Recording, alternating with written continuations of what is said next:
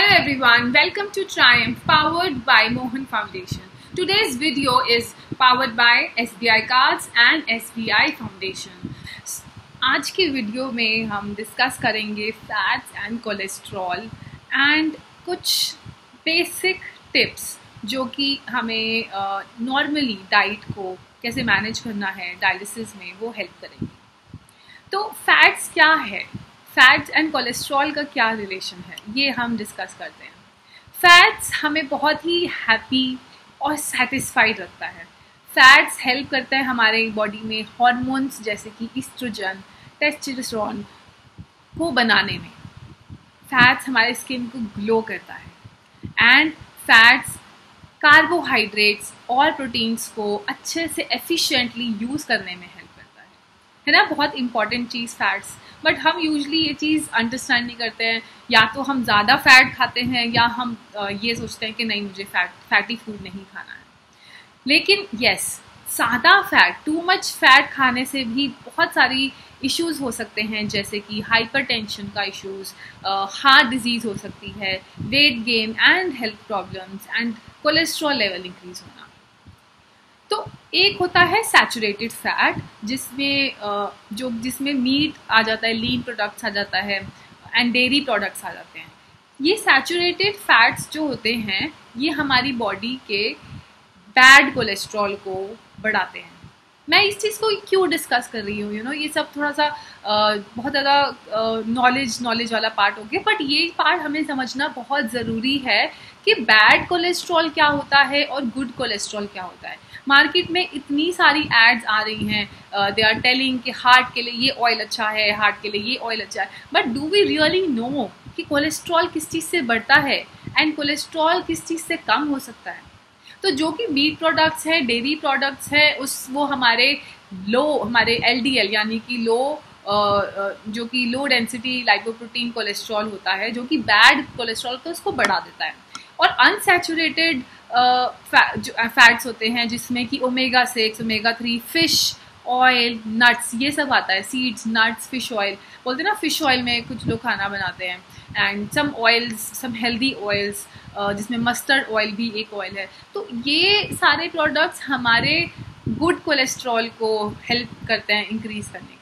So good cholesterol होना बहुत अच्छी चीज़ है, जिसको हम HDL कहते हैं, एंड बैड कोलेस्ट्रॉल का कम होना ज़्यादा अच्छा है। बैड कोलेस्ट्रॉल होने से क्या होगा, हमारी आर्टरीज क्लॉग हो जाती हैं, हमारे जो भी एक जिसके अंदर ब्लड फ्लो करता है, आर्टरीज होती हैं जो कि हार्ट को ब्लड प्रोवाइड करती हैं, वहाँ पे थोड़े क्लॉगिंग्स हो जाती हैं, जिसकी वजह से अच्छे से ब्लड पंप नहीं हो पाता है, जिसकी वजह से ही हार्ट प्रॉब्लम्स होती हैं।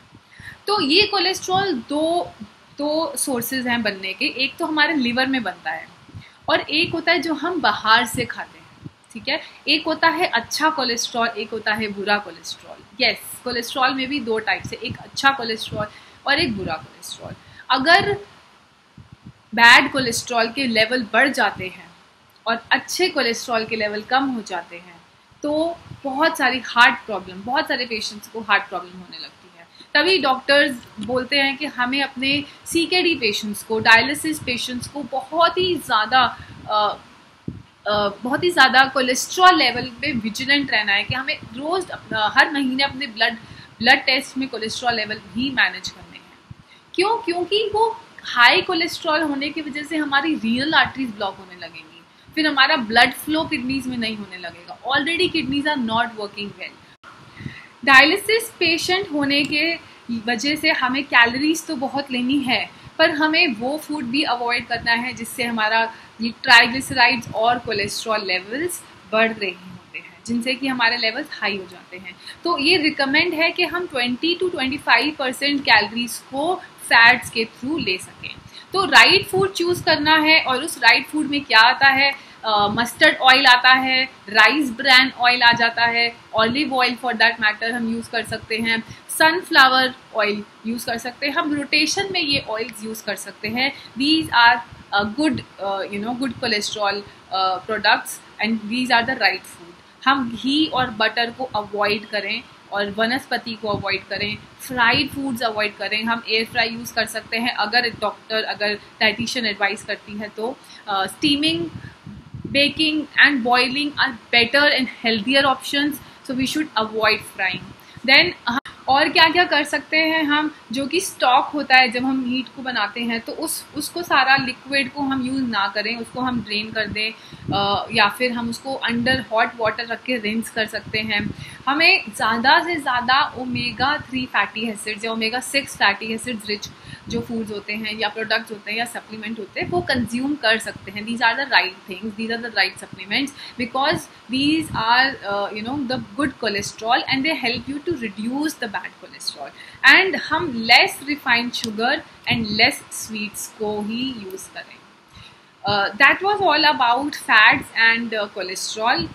कुछ क्विक बेसिक टिप्स की मैं overall general for the diet and for the diet of dialysis patients मैं ये डिस्कस करना चाहूँगी. ये बहुत ही छोटी छोटी चेंजेस हैं हमारी लाइफ में, बहुत ही इम्पॉर्टेंट थिंग्स हैं जिसको हमें समझना चाहिए. तो पहला बेसिक टिप ये है कि low potassium fruits and vegetables ही खाएं रोज. I repeat, please eat low potassium fruits and vegetables every day. We can leach or we can double boil the high potassium foods or vegetables and हम उस पानी को discard कर दें क्योंकि उसमें पोटेशियम बहुत हाई रहेगा. सेकेंड टिप ये है कि अपनी ब्लड लेवल रिपोर्ट्स को पढ़ना सीख जाएं और हमें समझ में आए देख के कि कौन से लेवल्स बड़े हैं कौन से कम हैं, एंड फिर डाइटिशियन की एंड डॉक्टर की हेल्प से हम उन चीज़ों पे उन डाइट के थ्रू वर्क कर पाएँ. Use home made sausage only, जिसमें कि हम लेस सॉल्ट यूज़ कर सकते हैं. आने वाली वीडियोस में हम कुछ रेसिपीज़ बताएंगे आपको जिसमें कि हम लो सॉसेज बना सकते हैं जिसमें कि हम लेस सॉल्ट डाल रहे हैं. So it will be better if you will subscribe this channel, you will get to know more through our notifications. So coming back to our tips, basic tip number 4 which is please limit your alcohol intake and your smoking. Just quit them today. If you have not done it so far, please do it today. And उसके alternative में हमें exercise करनी है, physical activity करनी है daily schedule में without missing to reduce our extra calories we are taking from the fats. Next is skimmed milk यानी कि लो फैट मिल्क और काउ मिल्क यूज़ करना है, सब्सटीट्यूट करना है नॉर्मल मिल्क से. नॉर्मल मिल्क नहीं लेना है, हम उसी स्किम्ड मिल्क की ही कर्ड घर में बना सकते हैं या फिर लो फैट कर्ड मार्केट में मिलती है तो हम वो ले सकते हैं. So that is a really important change in our life. And जो भी मीट हम खरीदते हैं हम उसको ट्रिम करवाएं या फिर अच्छे से लीन मीट खरीदें जिसको हम एक्स्ट्रा फैट जिसका जो स्किन होती है वो हम अच्छे से हटा के यूज़ करें. Next tip is food with less spice is equal to less salt is equal to less water intake, and drink water in small glasses and small tips. तो जितना कम स्पाइसेस लेंगे उतना कम प्यास लगेगी, उतना कम पानी को पियेंगे, एंड अगर हम पानी पी रहे हैं तो स्मॉल सिप्स में पानी.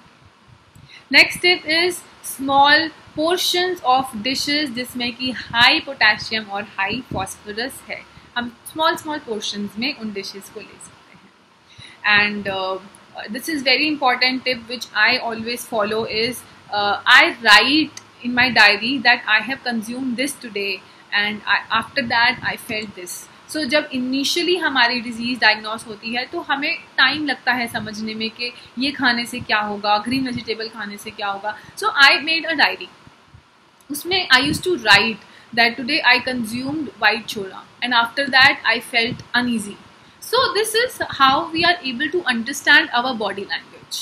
तो कुछ आइटम्स हैं जो कि हमें अलाउड है, जो कि मुझे सूट नहीं करते, बट कुछ आइटम्स ऐसे हैं जो same items we are allowed, it might suit you.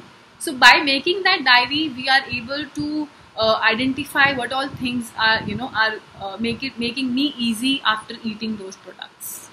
Next thing is whenever we are choosing a dish, जब भी हम कभी बाहर खाने जाते हैं, please always think of a blood report which will come after that dish. So this is one thing I really keep in mind, that blood report ये खाने से क्या आएगी. अगर मुझे French fries खाने हैं तो I will always think what will be my potassium levels after eating that. So be very cautious and considerate and while choosing your dish when we go out or when we are at home. And remember, you can have one cheat day, but always come back quickly to your diet without missing all the instructions that have been shared. And अगर हमारे phosphorus levels बहुत high हैं तो हम phosphorus binders ज़रूर use करें meals के साथ. अगर हमारे potassium levels high हैं, doctors advise करते हैं तो हम potassium free यूज़ कर सकते हैं dialysis में. And last tip is always choose wisely, always, because our health is really important and we need to really sustain this dialysis with a healthy and happy mind. So that was the basic tip. Please choose wisely. Choose your water, choose your food, choose the salt, everything wisely, because health is really important to do something in our life.